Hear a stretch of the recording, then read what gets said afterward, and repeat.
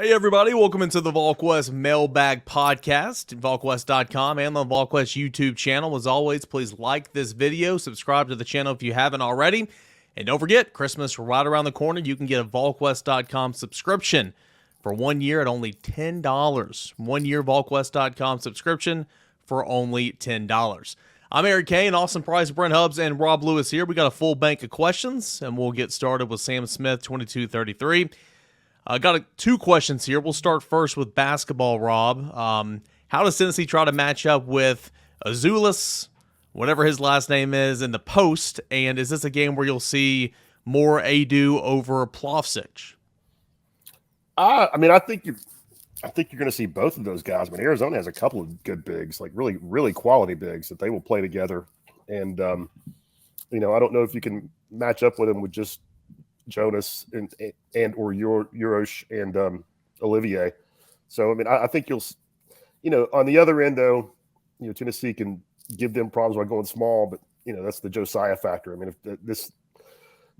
if he's not healthy or half speed, that really, limits Tennessee, because I think, not many teams have two quality bigs like Arizona does in college basketball. And, I think you can give them some trouble or maybe pull one of those guys off the floor if you're really effective with your small ball lineup, and that's in limbo right now with Josiah's status. The other half of the question is, do you guys have any good Mike Leach stories? Obviously, everybody's paying tribute to Mike Leach, the late, great football coach, especially from the 2017 coaching search. No, I don't have any. I don't have any Leach stories from the standpoint of other than I think they basically met in a park in California. Mike Leach and John Curry did, and John Curry was ready for him to be the coach and got him to sign an MOU that was not signed by everybody involved. So, the story for me out of that whole part was the fact that John Curry, went AWOL, couldn't be heard, and then he ended up flying back to Knoxville thanks to a Kansas State donor who flew him back to Knoxville when they told him to get back. But in terms of specifically for Mike Leach, no, I think he very much would have liked to have been Tennessee's football coach, but Tennessee was not going to give John Curry the opportunity to hire him. All right, next we'll go to Athrun. Got a couple of questions here, so we'll roll through this. AP, thoughts on Tennessee's linebacker class now with Arion Carter?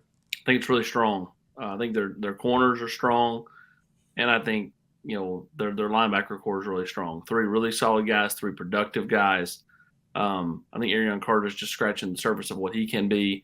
I think Jalen Smith is underrated, and I think T. Lander is just a tackle machine. So if you're Brian Jean-Marie, you feel pretty good about what you got done in this particular class.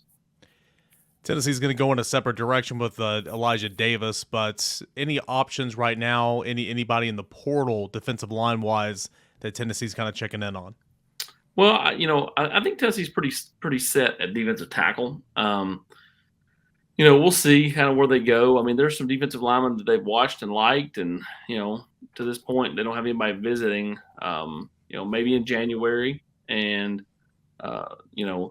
Tavian Gadsden, another high school kid from the state of Georgia down near Savannah, he will visit in the month of January as well. But a kid that doesn't sign in February, Hubbard, things will get thrill a minute in the month of January. And the last question here is asking if 23 recruits that go through bowl practice, can they still go and play in their high school all-star games? That answer, again, is no, correct, AP? No, it's yes. Oh, it's yes? Yeah. So will you see Carter playing in the All-American game? Yeah, otherwise I wouldn't be going to the Polynesian Bowl to watch Nico. Well, that is true, I guess, when you put it like that. I forgot you have that nice little work vacation built in there. It must be nice to be AP. Let's go to Bruce_Vol. What level of a prospect is George McIntyre? Elite. And Hubbard, big skill set, and really still figuring things out. When he fills into his body, he's already just super long. When he continues to add weight and fills into his body, kid can really throw it. And I think that again, much like Arion Carter, just scratching the surface of what he can be. Yeah, and he's got football in his blood too. I mean, there's some genes there, Rob Lewis, that have been pretty good football. It's a pretty good football family there, which certainly doesn't hurt it either. Yeah, and AP, I mean, you'll know more about this than me, but I talked with him like really early back in the fall after Tennessee offered, And I mean, it's early for him, but I mean, he's legit interested in Tennessee. I mean, I felt like that was very genuine. Really like Joey Halsey, likes Tennessee offense. His mom went to Tennessee. Grew up in the mid-state. So I mean, it's a long way down the road, but I think that's when Tennessee's made a strong early impression.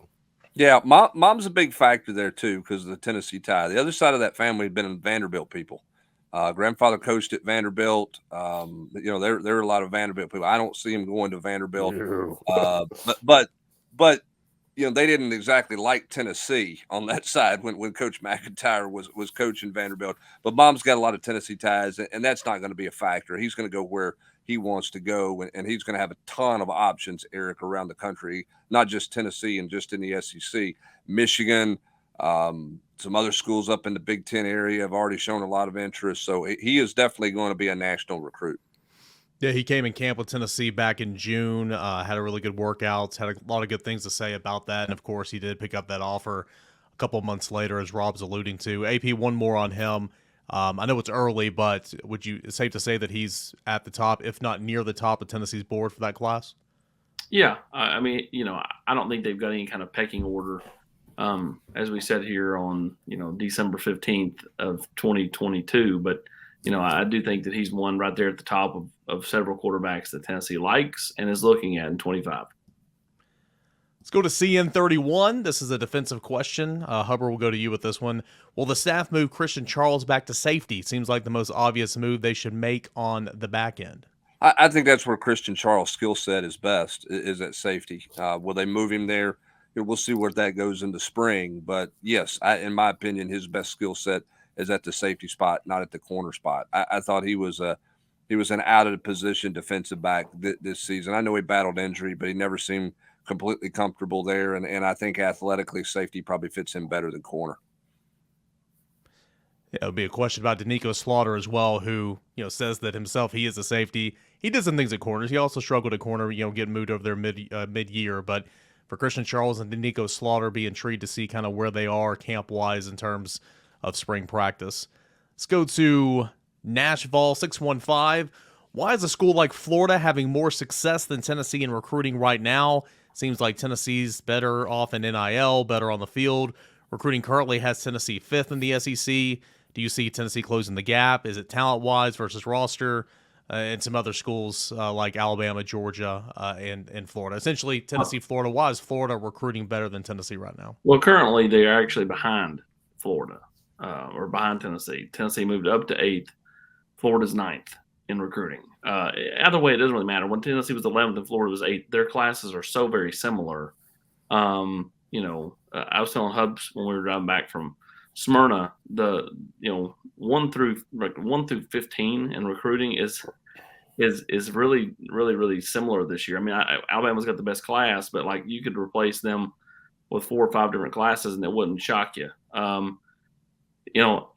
The biggest thing, Hubs, is like Florida's always going to have a fertile recruiting ground. And so when you're able to recruit kids from Florida, you can kind of slide into the backside of Georgia and get some kids. It's going to put Florida in a chance to have highly rated classes. Again, I really don't care about the stars. I've always said that. To me, it's who are these kids picking Tennessee over or Florida over, right? Yeah. Go ahead, Rob. I was just saying, Florida should always out-recruit Tennessee. I mean, if they don't, you should change head coaches. And the reason is draw a circle from Gainesville up to Jacksonville and down to Orlando that you can drive 2 hours north and 2 hours south. And how many future NFL players are inside that circle? A hell of a lot more than they're inside a 2-hour circle anywhere from Knoxville. Yeah, Florida should never recruit bad. They should never recruit poorly. If they do, then that's the biggest red flag, with your football program, given the fertile recruiting grounds they've got to work with. Hubbard, are you not going to say it? The I-4 corridor, Hubbard. No, I'm not going to do that for Paul. I think Paul actually trademarked that before he left. Although we did get a DMV reference the other night on the basketball telecast on the broadcast, and I had to call Paul and make sure he wasn't expecting a royalty check on the use of the phrase DMV when talking about the Washington, D.C., Maryland, Virginia area there. That corridor, as Paul liked to call it. See, in terms of the rankings mishap, this is what I get. I actually went in and I got the questions earlier in the day beforehand. I got them nice laid out here. Then there's a commitment, and then the rankings all change. So that's what I get. I guess I won't do this next week. No. It is, again, if you looked even after he committed, they were still ranked 11th on the site, but it takes a few hours to recycle. So it ain't your fault. If you look on Tennessee or on On3's Instagram page, they had the updated rankings, and Tennessee rose 3 spots to 8th. Again, 8th, 11th, 9th, 10th. All of it's about the same, right? It's all in semantics on like how many 3 stars do you have, how many 4 stars do you have. Again, what kind of class do you have? Tennessee's field need at defense. Tennessee's field need at quarterback for the future. I think Tennessee's class is really, really good. It's right now 8th, and if I'm a Tennessee fan, I'm tickled with that, even though they're 4th in the league, just based off of what you've gotten done at, cornerback, what you've gotten done at quarterback, and then sprinkled in some pass rushers with Bradley and Herring and a solid group of linebackers. Yeah, he's done a great job in terms of recruiting that position, that edge position, each of the last 2 classes, with the 2 you just mentioned, of course, last year, bringing in James Pierce and Joshua Josephs. One more question from Nashville 615 here. AP, do you see the closing of the gap, if you will, in terms of talent with other schools like Alabama and Georgia? Slowly. Those schools are still going to have more talent than Tennessee because they've got several classes put together. The one thing you have to say about Tennessee's class is like the 20 class, the 21 class, like those things got obliterated, or not of 21, but yeah, it was the 21 class. It got obliterated just because, kids left during the coaching change. They've either struggled in school and had to leave or a myriad of other reasons. Go back and count the number of kids that are left from that 2021 class. And like, if you go and look, like people like, Cody Brown aren't even factored in. Like Jamarion Gooch, who had signed with Tennessee and then asked out, aren't even factored in to the kids that technically signed that December and are nowhere to be found on Tennessee's roster. There's very few. And then you go back to the class before that, it's very similar. So when you're talking about gaining, you have to think about the 2 classes that you just saw get just mutilated before hype got here or kind of went during the transition, and say, okay, they made up a nice, little bit of ground, last year at the end with some really solid additions at Pierce and Josephs and Tyree West. They had a great class this year, but this takes several years to kind of build to truly catch up. You're gaining a little, but like to truly catch up to where Georgia's at and Alabama's at talent-wise is going to take several classes. Let's go to Annan 16620363999. He kicks off here by saying, "What? Wait, do it again, just for me." Annan 16620363999. Yeah, you're cleared for landing on runway number 6. It starts off here by saying, love how Rob is so relaxed on YouTube. Rob's not on the couch here today, but that is something that I enjoy as well. For Rob, do you see BJ Edwards' role expanding during the year, or can he still redshirt like in football? I don't see his role expanding. He could redshirt. He won't redshirt. I mean, he's been playing garbage minutes, and there's nothing. It's nothing about BJ. I mean, he's behind a bunch of veteran guards, and I can promise you, nobody over there, least of all Rick Barnes, is disappointed in BJ. They like him, like his attitude, like his skill set, and just a bunch of older dudes in front of him. And you're not going to cut Zakai's minutes. You're not going to cut Santi's minutes. You're not going to cut Tyreek Key's minutes. You're definitely not cutting Julian Phillips' minutes to get BJ on the floor right now. He's going to be a really solid player down the road, and nobody is disappointed in where he's at. A 2-parter here to the football field now. Brent Hubbs, you could probably answer this one. Who were the guys in red sweatshirts on the sideline? Is that the guy, one wearing red, one wearing blue, one wearing green, or is there another group with red sweatshirts? That's the signal guys that are in front of the black tarps or the black screens or whatever those are. And the screens are there to provide a backdrop for the players to see, to make it easier to see the signals, a solid backdrop right behind those guys.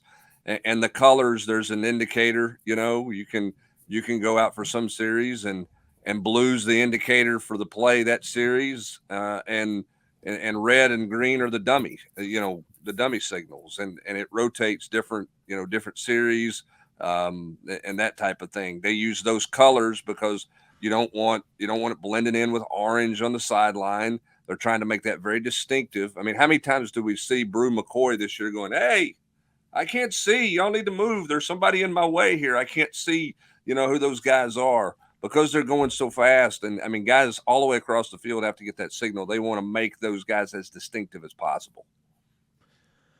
All right, let's go to Roltney for life. Are the signees who will be practicing for the bowl able to go to the site and practice, or was it just in Knoxville? That's a new rule, right, AP, that they can? Yep, they're going to Miami, and they'll practice, and then on game day they'll technically be in uniform. They just won't have pads, so like they'll be on the sidelines in a jersey, but they will not have pads on because they're not eligible to play in the game. But they'll go through full practices here in Knoxville. Then when the team breaks for Christmas, then they'll reconvene with the team in Miami, and they'll go through full practices down in Miami. Is Penn State still sniffing around with Cam Seldon, and will there be any potential surprises on signing day like West and Pierce last year? No, I do not believe that to be the case, and no, I do not believe that to be the case. All right, let's go to Can't Get Right 8402. Besides Hendon Hooker, who will be the most difficult player to replace in 2023? Rob, why don't you kick us off here? Darnell Wright. I mean, I think pretty easy answer. Yeah, he's my answer too, and that's not a knock on Jalen Hyatt. I think what Jalen Hyatt did was unbelievable. I think history says, though, in this offense, you can find a receiver if he's got some speed. Not going to be as productive, not going to lead the country in touchdowns or anything like that. But, they were productive at that spot with Velus Jones the year before.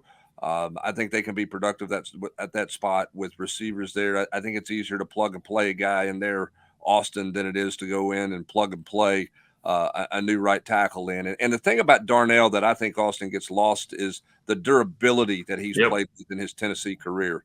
I mean, the guy's a snap eater. I mean, he has missed no time, knock on wood. Hopefully, if he plays in the bowl game, everything goes fine from a health standpoint. But he has been a rock for Tennessee the last 2 years, whether it's left or right tackle, with his durability. Yeah, and I love it. I mean, he's going to play in the bowl game, and I love that. I mean, I don't hate on Jalen for opting out. I totally get it. The chances of something going wrong and then it spiraling even more out of that are too great when you have dude's got to run at the combine. Yeah. Oh yeah. I mean, listen, I get it.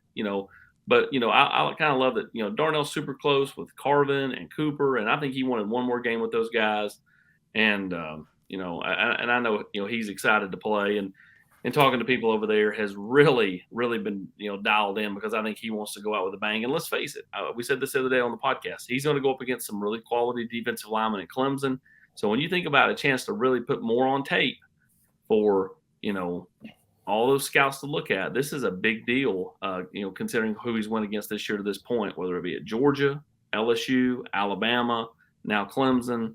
Those are defensive line universities where they produce them year in, year out. Well, and I may be wrong here, Eric and Rob, you both jump in, but I think of all the guys out there, I think there's been enough talk about Jalen Hyatt where you see him in the mock draft. You don't know that there's a whole lot more movement, right? He's going to be late in the first round, early in the second round, and I don't think he's going to go run a blistering time and go to the into the top 15. Darnell Wright seems like a guy who's projected anywhere from second to fourth round. And I think the more people dive into him, I think of all the Tennessee guys out there, I think he can move up the draft boards over the next 3 months more than anybody else that's going to be in the draft for Tennessee. I think the film, what you're talking about, AP, is a really good point about going against the guys at Clemson. I think Darnell is also. I mean, you don't think about this a lot with offensive linemen. I think he's a kid that will really help himself in the testing part of stuff. Just because I told Hub that today, driving back from Smyrna. Well, great minds, AP. Great minds. Because, he's just so athletic, and you don't really think about offensive linemen, in that way. But, when he gets measured against his peers, in the things he can do athletically, I think he's going to rise. Yep, because, anybody that can drop step a basketball, drop step a basketball and dunk it at 330 pounds, I mean, they've got some athleticism to him. Yeah. He's always had good feet.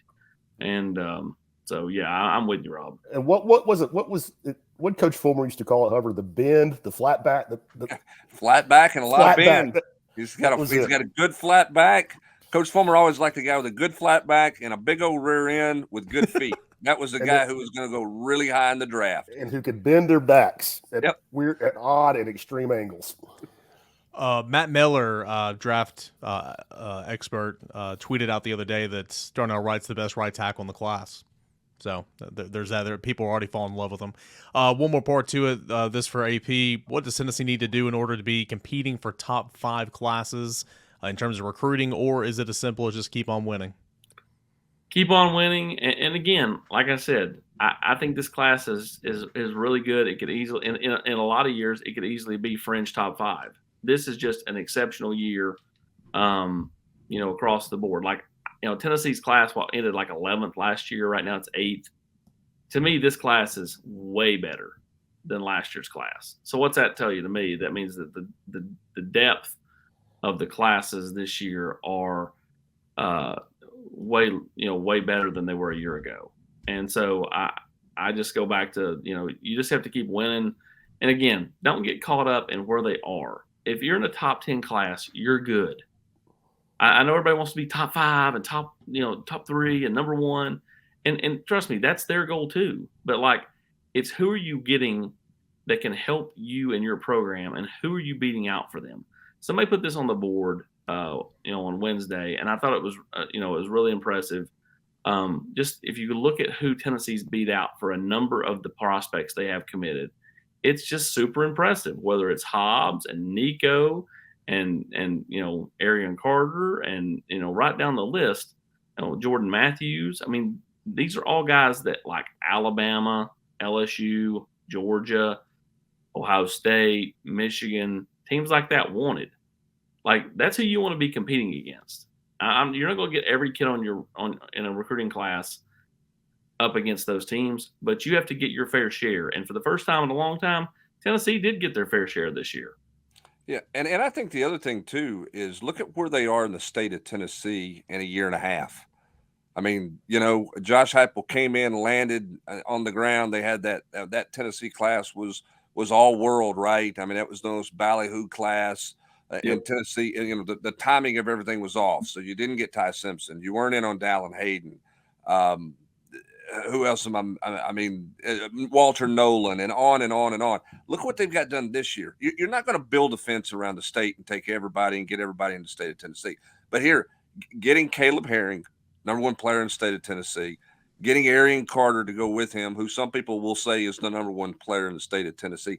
Tennessee has done the work in state this year, Austin, to keep the best players in the state at home. That's a huge growth and huge step forward for Tennessee in a year and a half, 2 years on the job for Josh Heupel. Well, it is. And they're in a really good spot with, the 24 class, several players in the 24 class.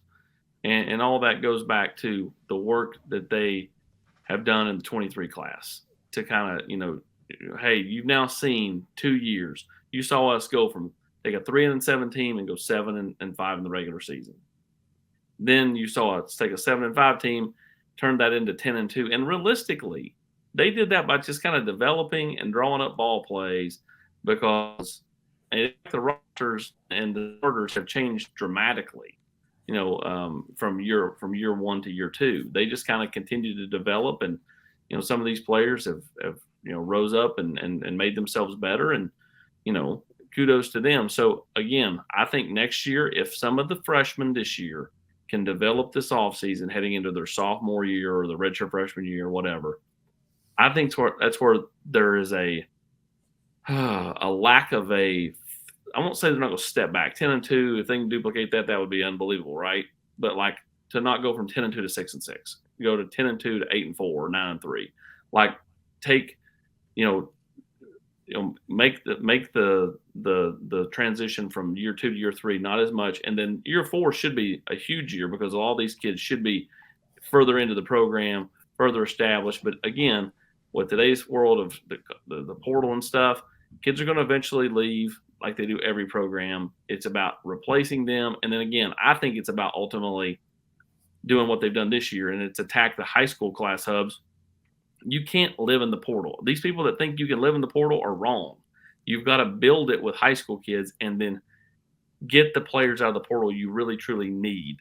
Like if you're trying to fill in 15 or 20 spots, doing what Ole Miss did last year, it's just really hard unless you hit on a quarterback, and Ole Miss got decent quarterback play this year.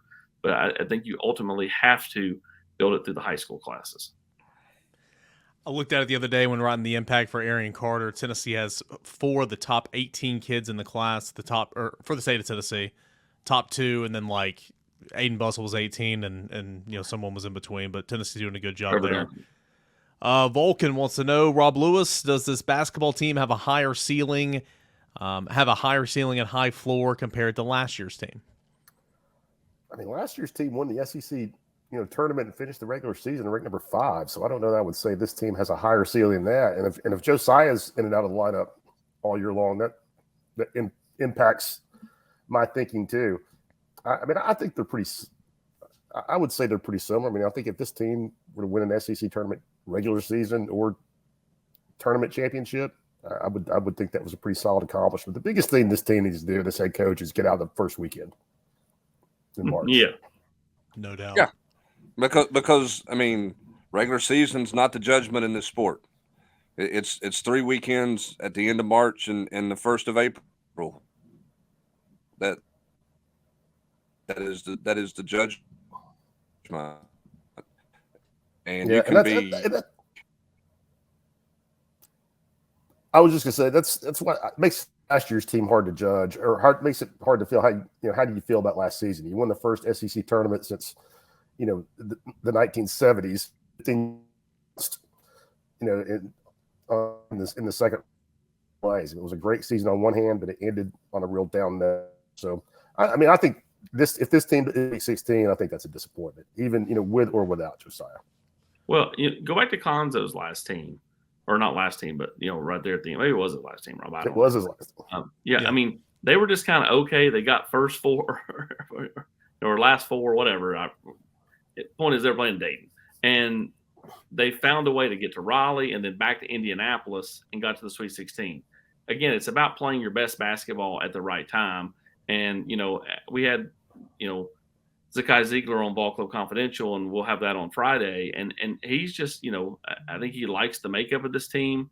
And I think ultimately he feels like the fact that, they're having to learn to win without Santi at times and not Josiah at times will help them long-term, because when they get those guys back, it makes them deeper, and they understand, hey, we can win if we don't have one of our better players. And we just have to keep playing and play through it. All right, so this could be an infomercial here, but one of the things I love about being over at On 3, you go to the prospects page and all that, and you've got commitments, signees, transfers, early enrollments, all those tabs. You also have an NIL value sticker. Brent Hubbs, any idea how that is assigned, how they calculate that for each kid coming in, either through the portal or through traditional recruiting? Well, I mean, there's a complete definition of it at On 3 and on Twitter. If you follow Shannon Terry, he's broke down all of the values and kind of how that goes about, whether it's your brand value, roster value.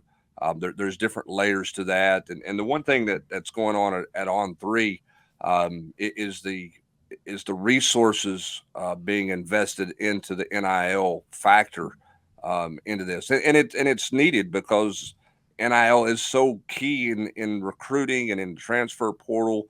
And there's so much going on right now with NIL that everybody's trying to get a handle on it. And this gives a better detailed explanation of kind of what it is. So I would encourage anybody to hit Shannon's Twitter feed and read everything there. I'm not going to bore you with reading it all, but if you want to learn more about kind of how everything is put together and what the next phases are in the NIL plan, you should jump in there and check that out, because there's all kinds of details and how that goes about being put together. Kind of on that note, GBO Farms wants to know, do you think NIL will inevitably be directed mostly at transfers? Transfers are proven college players. who can't transfer again without penalty. Anything like that, more towards transfers compared to traditional recruiting? Nope. No, I don't think so. And the reason why is there's a lot of transfers in there that the idea that the transfer portal is loaded with immediate starters, big impact players is just a false narrative. And I get it. I mean, you see the Hendon Hookers and what he meant to Tennessee, and you see Jahmyr Gibbs at Alabama, Rob, and you see some of these guys that jump in that way, but they're over 1,000 guys in the portal. There aren't 1,000 impact players. A lot of these guys are looking for a new start, and they haven't done anything at the place that they're at. So why would the money go to the NIL there for a guy who's not been a big time contributor somewhere? Yeah, I mean, I think coaches are really still sorting through how to use the portal. I couldn't. I'll chime in with what AP said earlier, but I think you sprinkle in portal guys, kind of like free agents in the NFL. But if you're relying on them every year, then you're gonna very quickly have a dysfunctional program, in my opinion. If that's going to be a huge part of your recruiting plan every season. Yeah, if NIL wasn't a thing, then I would tell you that going the portal route would be kind of like Kansas State did or Mississippi State did with Jackie Sherrill when they kind of went to the JUCO route a lot. But with the NIL involved, is Rob's right. I mean, like the kids going in the portal. I was getting this there, or this school's offered me this, and again, there's no way to prove that kid's telling you the truth or lying to you, and so it's a bit of a game of chicken, so to speak. And it again, I don't really care for some of the stuff going on, but it's not that I think the kids getting paid is great. What I don't like is there's no parameters, and it just is a free for all. I mean, it's like jumping in the ball pit down there at McDonald's when you were 7 years old. I mean, literally anything could happen. You could get gum in your hair. A kid could land on you. There could be a lot of things go on when you do that. Well, and another thing, AP, I mean, I know this happens in basketball, and I don't know if it does in football or not. You get third parties involved. Yeah, and they are not the parents, not the high school coach, and I don't want to cast, I don't want to say AAU coach or whatever, because there's some phenomenal AAU coaches out there that do a lot of great things for kids. But I know several instances where, just felt like things were done and headed in the right direction, and all of a sudden somebody comes back with some crazy number that hadn't even been, had not even been talked about. And what you said, there's no way to prove, did school X really offer, that much money? Because you can't pick up the phone and call school X's collective and say, hey, is this true? Well, I mean, I can tell you that there was one school, and it's not Tennessee, but like it was another school, and actually not even in the SEC, but it was another conference. And one of their better players came to them and said, well, player X, school X is going to give me, $1 million. And the school's like, well, we can only offer this. And it was like, a quarter of that. And the kid stayed. So, you tell me, like, you tell me where that kid, he was fishing. He found him a woman, AP. And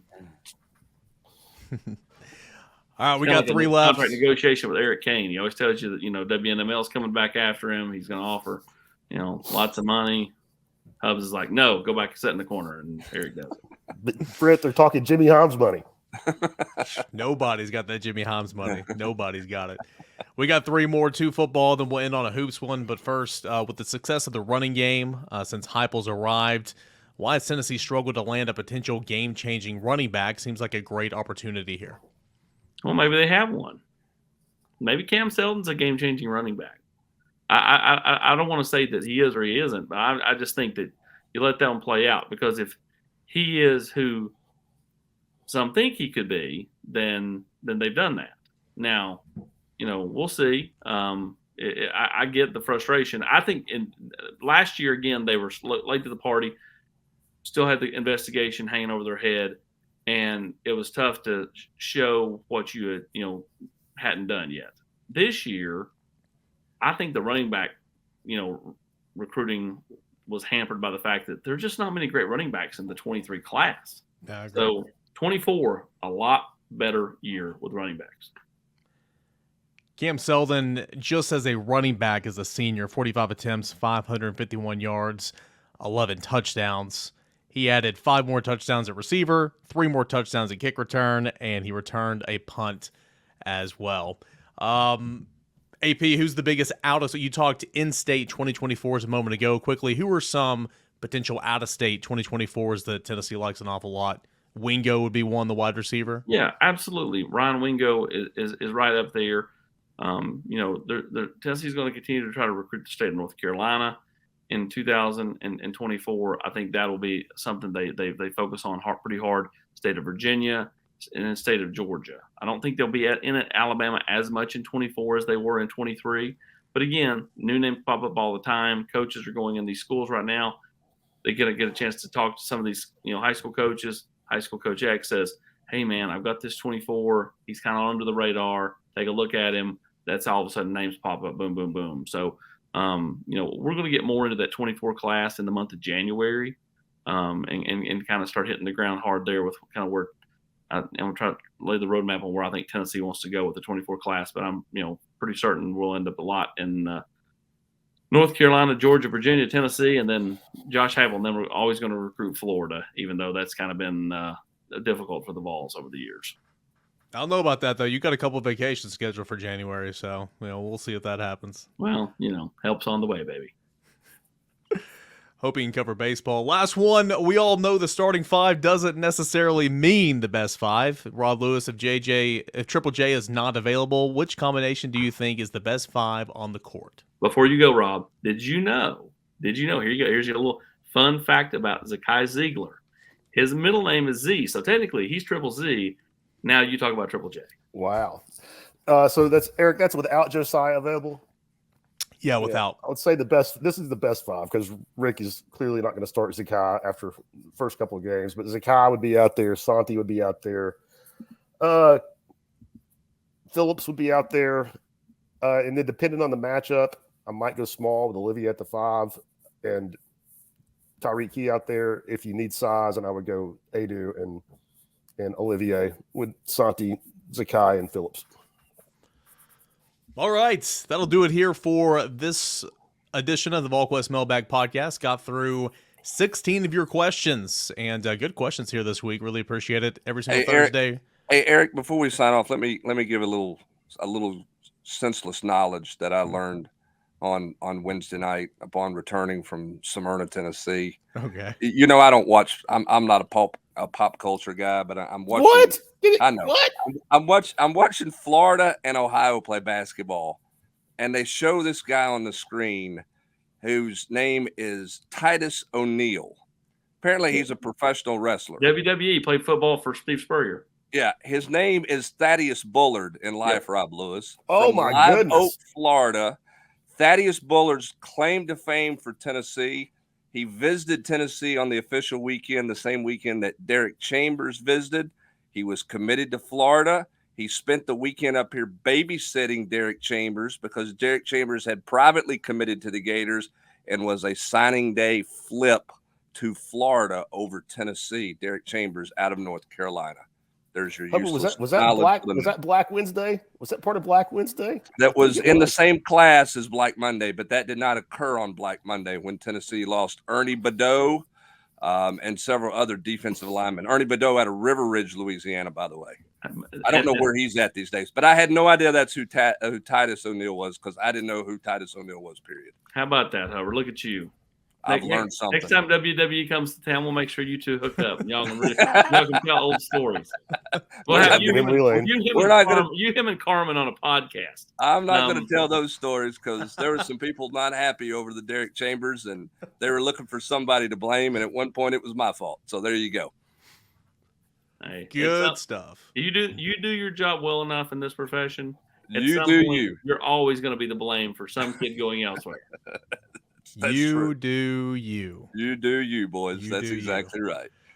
All right, everybody. Appreciate you for hanging out with us here today. For Austin Price, Brent Hubbs, Rob Lewis, I'm Eric Kane, and this has been the Volquest Mailbag Podcast.